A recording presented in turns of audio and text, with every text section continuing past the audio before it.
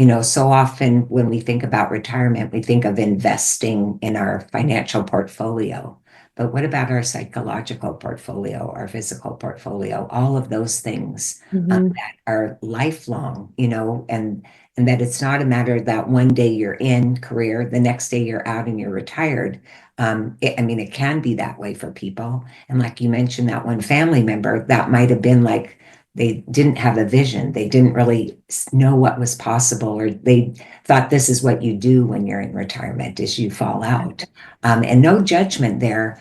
At the same Right. time, if we don't have a vision or we don't feel that there's still more that we can contribute, then we do fall into that group. And on average, retirees watch 47 hours of TV a week.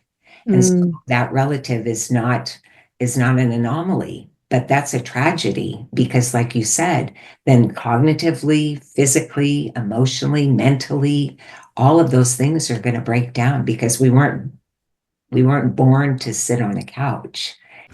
What's up, you beautiful beasts? I'm Katie. I'm on a mission to help humans become their favorite versions of themselves and to strive for overall health by healing their relationship to food and exercise, healing their relationship to their body, and most importantly, healing their relationship to themselves, all without ever having to step on a scale. I have had the privilege to talk to all kinds of different humans who have been through a plethora of experiences just being a human and existing. I believe that every single time someone shares their story, at least one person listening will learn from it, be inspired by it, and maybe, just maybe, even change the entire direction of their life. These are the stories of humans unveiling their beautiful beast. Keep listening. This is the Unveiling the Beast podcast.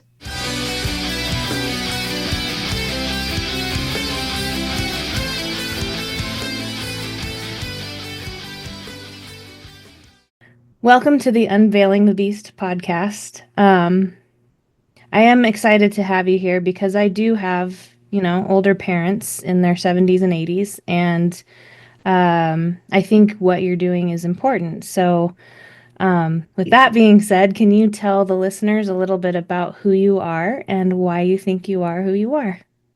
Oh, and why I think I am who I Hmm. am. Loaded question, I know. Yeah, yeah, no, it's fantastic. So I'm Wendy Leggett. I'm the owner of Conflux Retirement Coaching.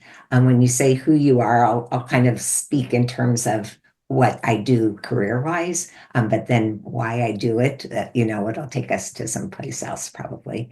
My background, Katie, is in corporate leadership, and so focusing on sales. And so I loved so many things about my career, which was about 25 years in the making. I loved the connecting with my customers. I loved elevating my team members' capabilities. And of course, I loved meeting and exceeding our goals, revenue goals, and customer service expectations.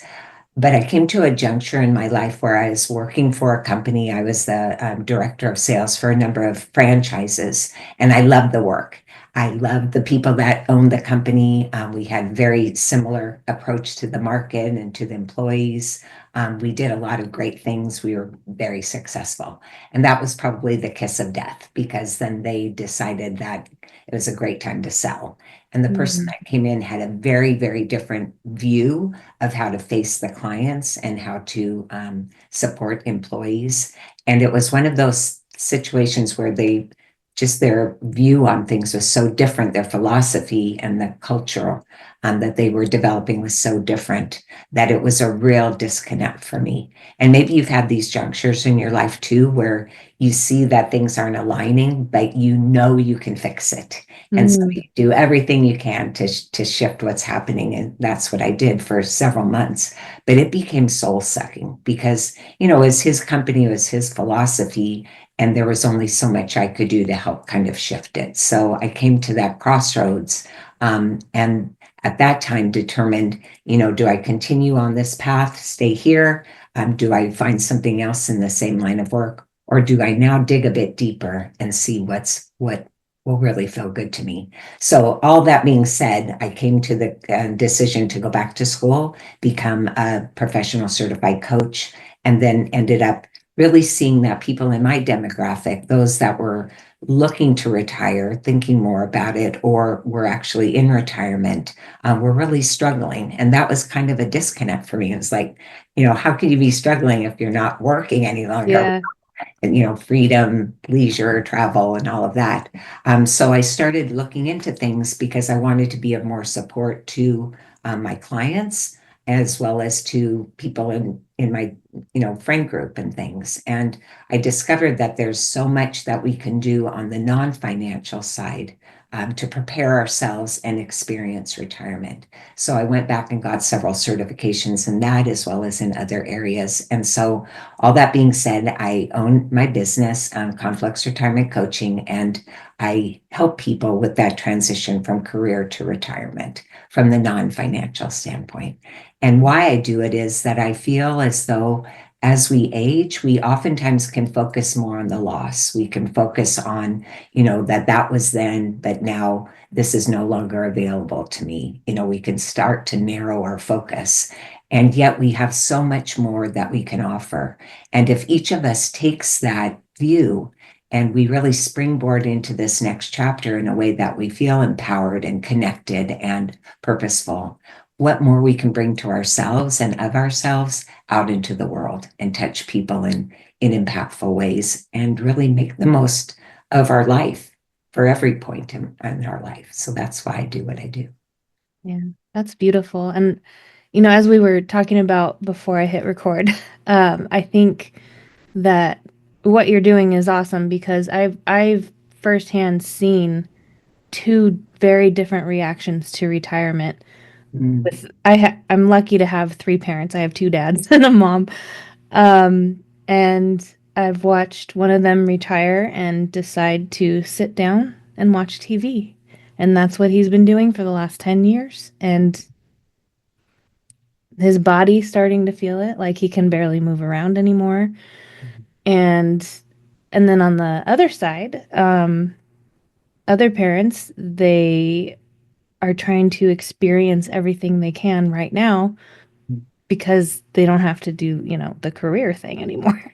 yeah, that they have that. So Yeah. so I think just seeing it and I want to say choosing what I want when I'm, retired. And I know it'll be in my own Katie way, right? Like the way what we choose to do with our lives is always going to be like to have an essence of us in there too. Um, but thinking about what things can I do now Hmm. Yeah. to help prevent the thing that I don't want? Yeah. How can I take care of my body? How can I take care of my mind? How can I take care of my family in ways that will benefit me and them when we're older? Yeah. It's really that investing in yourself. Mm-hmm. So often when we think about retirement, we think of investing in our financial portfolio. But what about our psychological portfolio, our physical portfolio, all of those things Mm-hmm. that are lifelong, and that it's not a matter that one day you're in career, the next day you're out and you're retired. I mean, it can be that way for people. And like you mentioned, that one family member, that might have been like they didn't have a vision. They didn't really know what was possible, or they thought this is what you do when you're in retirement is you fall out. And no judgment there. At the same Right. time, if we don't have a vision or we don't feel that there's still more that we can contribute, then we do fall into that group. And on average, retirees watch 47 hours of TV a week.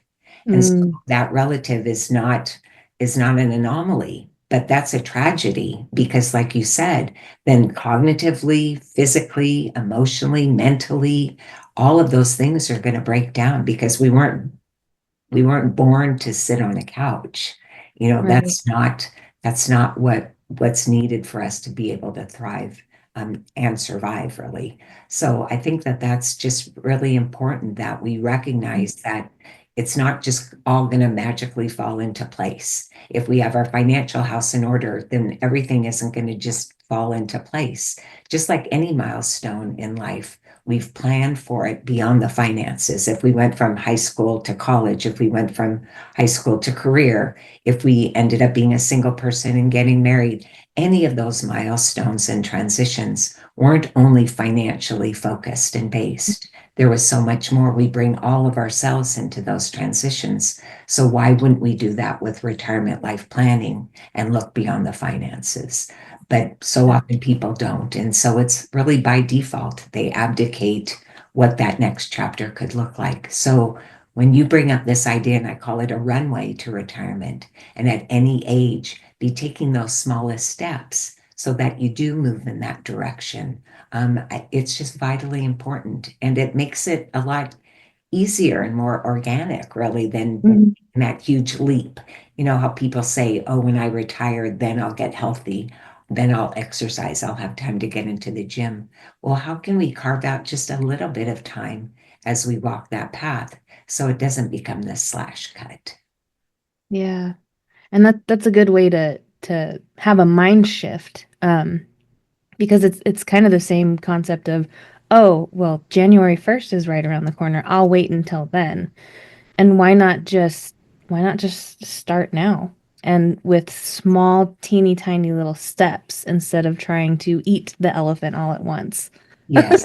Yeah. But I Yeah. think that that's been overlooked is the small steps because, Mhm. we're always asked about our goals or what did you accomplish or, what, and we oftentimes can set these parameters of having to do things perfectly or 100%. And so we don't value that journey. We don't value those small steps along the way, but it's the small steps that get us moving and get us going in a direction. And not to say that we won't pivot, but if we have a Right. mindset that says we can pivot, then we're able to navigate those ebbs and flows that come up in life, whether you're retired or not.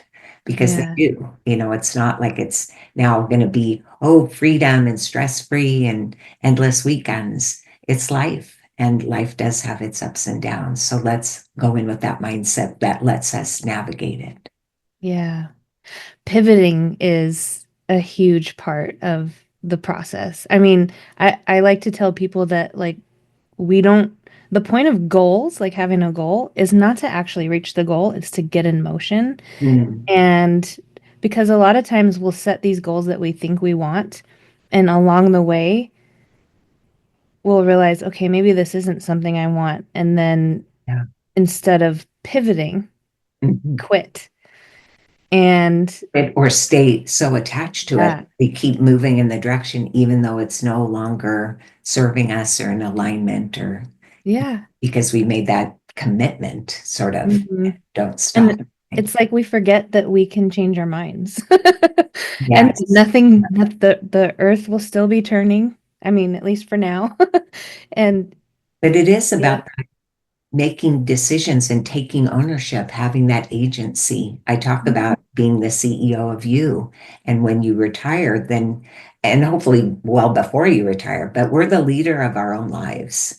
But Mhm. oftentimes we abdicate that. We don't step into it, or we fall into these roles, let's say in career, where we're potentially being given direction by others, or there's accomplishments that have been set by others, so we aren't even comfortable with that. That maybe isn't in our vocabulary, but it can be because it's Mhm. our lives. And so it's just, I think, again, those stepping stones, if we take that ownership now at any age or life stage, and we're responsible and accountable for the decisions we've made, and we look at where we need to pivot or where we want to pivot as well, then we're again building that runway to retirement and having that agency, being that CEO of you. So do you have like an outline you work with, or are there specific steps you take with everybody, or does it just kind of depend on the person you're working with? Both. So, Both. yes, yeah, there are definitely areas that are pretty universal that are helpful to excavate and explore with clients. At the same time, some of us want to go in deeper. Some of us are not as wanting to go in deeper in certain areas. And so Mhm. it's really meeting people wherever they stand. But it really starts off with I feel strongly about how do you even define retirement? Because oftentimes people come in with what society tells them or what they've seen, but they're not really owning it. And I'm talking about being the CEO of you. So we really want to own that perception and that decision and that definition of what is retirement.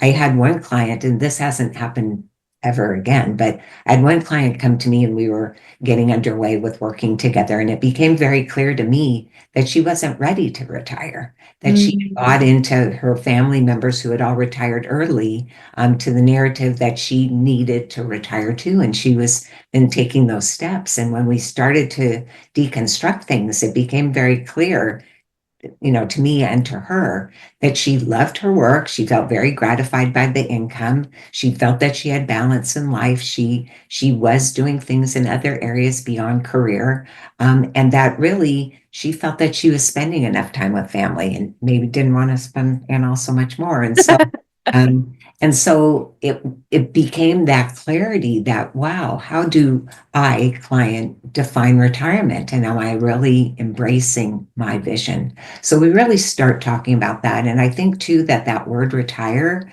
really needs to be retired. It belonged in our vocabulary years and years ago when people were working in the fields and the factories and they got to a certain age where they were tired. And so Mm. Social Security was developed to help them bridge that gap from leaving career and receiving pay to when they expired, which generally was within a couple of years. Well, we know that our health span now tends to be 20 to 30 years. And so to hold on to that same narrative and that same picture, it really doesn't fit. But that's the word that we have right now. Hopefully, it'll get retired. I don't think that'll Mhm. be out of business, but it'll make it so that people are really being very present and mindful about their decisions. And so we really talk about how do I define retirement? What does that mean to me? And what would a day in retirement and a week in retirement look like for me? And I have a great exercise I'll hopefully you can put in the show notes where people Mhm. can kind of go through this reflection of the no regrets retirement and starting to really visualize what those days and weeks could look like. And then another step in that exercise is if you didn't have this time abundance, if you weren't looking at this landscape of 20 to 30 years, which is typical right now of people that of that typical retirement age, what would be the priorities? And if your life was being cut short, what would you maybe have regretted not doing? And so now you have a chance to map those things out and make sure that they're part of your life. And so we really start envisioning what could that look like and what could get in the way. Oftentimes people feel that when they've left their work, they've left pieces of themselves behind. There's a saying, if you are what you do, who are you when you don't? And people can feel a loss of identity. And so we really dig into that and recognize all the things you're bringing with you into retirement. And at the same time, the things maybe that you want to leave behind, some of the patterns or habits that don't belong anymore. And now you have an opportunity to shake it up a little. So we move into that area too, and the power of transitions. So I'm mentioning a little bit of the process, but those are some of the elements, and I'll stop there to see what's coming up for you around that. Well, first I want to share when you're talking about things you want to leave behind, I was like the boss. Um, but yeah, I want to rewind just a tad because you brought up uh the people that aren't ready to retire. And I think that sometimes gets overlooked when we talk about like retirement in general. The Yeah. people that love what they do and they never ever want to stop. Yes. So, and there's no rules that say you have to retire. But would you think there's a certain point where maybe a person could stop what they're doing in order to do other things? Or do you think they just could keep going until they pass away? Just curious what your thoughts are. Yeah, I mean, I think it's all of the above. And so, as Mm. you shared earlier, it's about the individual, right? And what our path is. And so, for some, if they love what they're doing, they feel gratified by it, they've really taken a hard look and said, am I loving this because I truly do, or am I loving it because I don't know what else is possible, or I'm doing it as a distraction, or I'm really kind of phoning it in?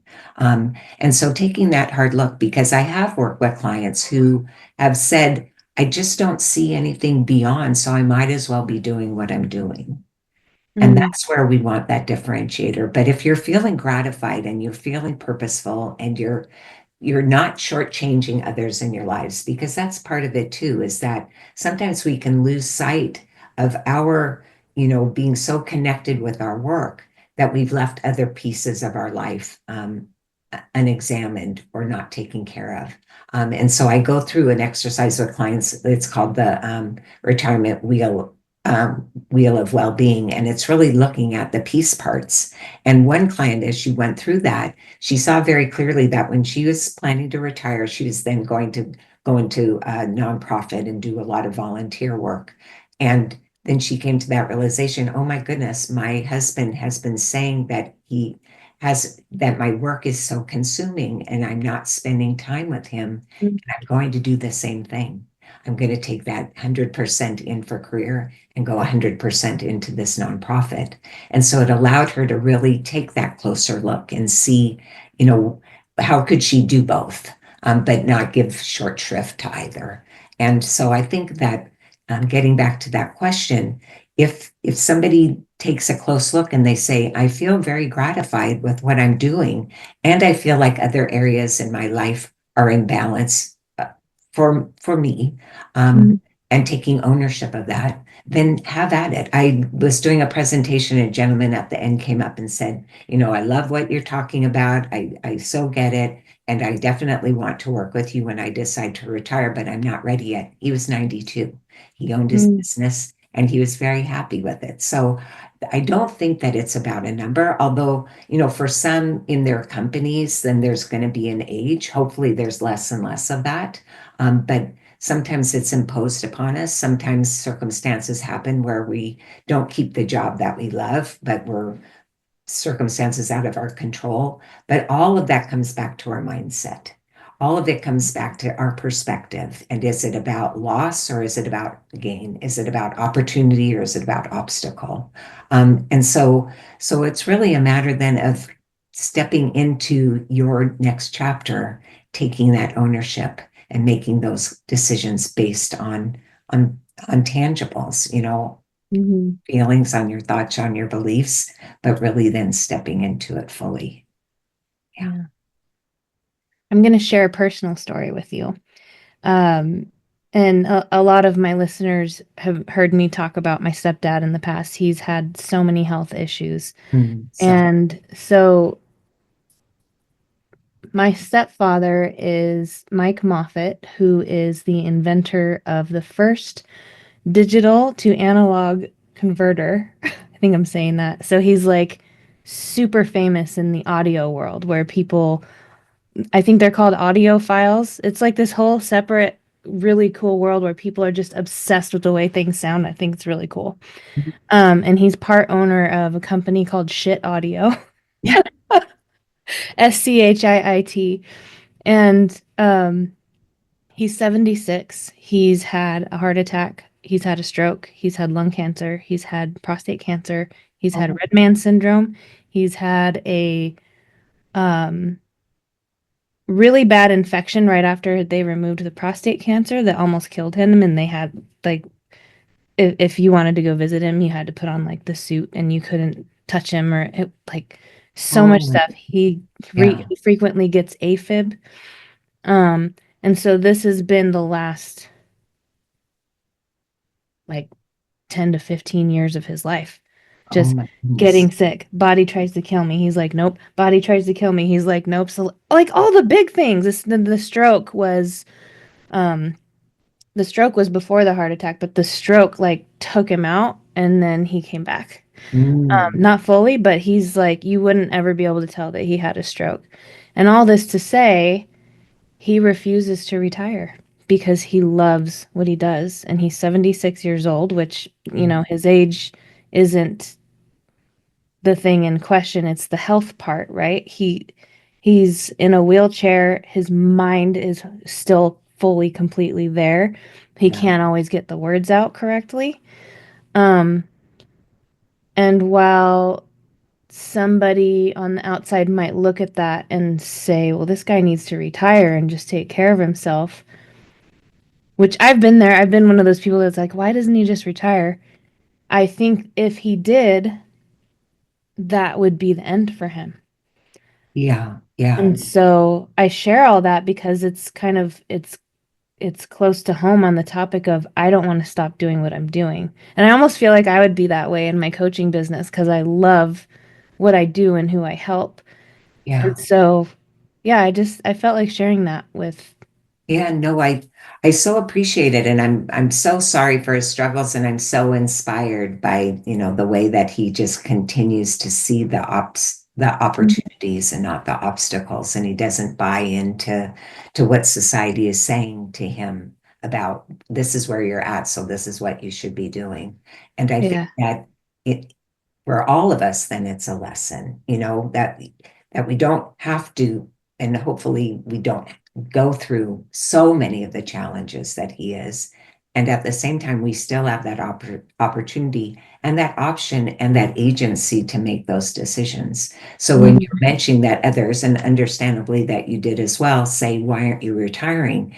That's where we can be listening to the messaging outside of ourselves. And so he knew within himself, and based on his rules and his parameters and his, feelings of purpose, and his values. And that's a big piece that I delve into with clients, that he determined that this is the path that he wants to take. And I'm going to think that if Mhm. he decided something else, he would own that just as well. And hopefully he would thrive in those ways as well. But you bring up that idea of purpose. And I think that purpose is kind of utilized so much that it's overused and it's overwhelming for people because we're supposed to find purpose. And so I think that recognizing that feeling purposeful and getting into action is much more gratifying and much more digestible and doable than finding purpose. And we can have purpose with that capital P that Richard Leider talks about, or a small p. We can have lots of purpose and we can continue to find purpose and change purpose. But it isn't a matter of one and done, and it doesn't have to be this big, overwhelming, awe-inspiring thing. It can be however we touch ourselves and those in our world, and feeling purposeful. But without that, and purpose is so often built into our work, without that, we can feel ourselves rudderless and we can feel like, what do I even matter? Or what's the reason for getting up off the couch? And all of those things. So that's where we want to really look and explore what feels purposeful. And so that's an exercise I go through with clients is when you were young, what really lit you up? If nobody was looking, what might you be doing or nobody cared? What are you really a rock star at? What is it about you that people love?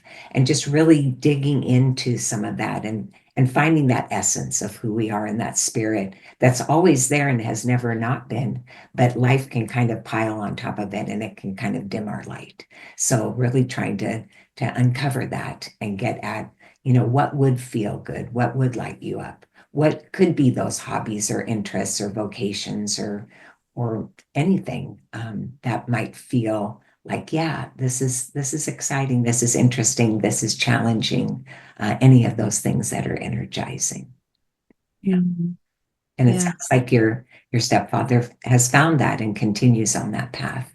And and like you said, we can pivot too. So if Hmm. he found himself or any of us at a juncture where, like I did with career, that this is not serving me and there's more for me to do here, then let's step into that. And yeah, we'll be maybe a little uncomfortable, but that's where the growth comes from in that discomfort. Yeah. One of the things that he says all the time is, I'm not done yet. And I think, clearly he means with life, but also he's so brilliant. And like I said, his mind is still all there. And so he's Yes, he's still coming up with different um pieces of equipment that he couldn't. he's an And inventor, yeah, he's an inventor, he's an visionary. engineer. Yeah. And But yeah, we I can all think be inventors in our own way, right? yeah. Yeah, I mean, it doesn't have to be a tangible, which is fantastic that he has that. But we can invent our lives to be whatever we want them to be. I Hmm. mean, I don't mean to say that so unrealistically because there may Right. be things that are out of our grasp. But is it because our mind says that it is, or are there other limitations? So Mm-hmm.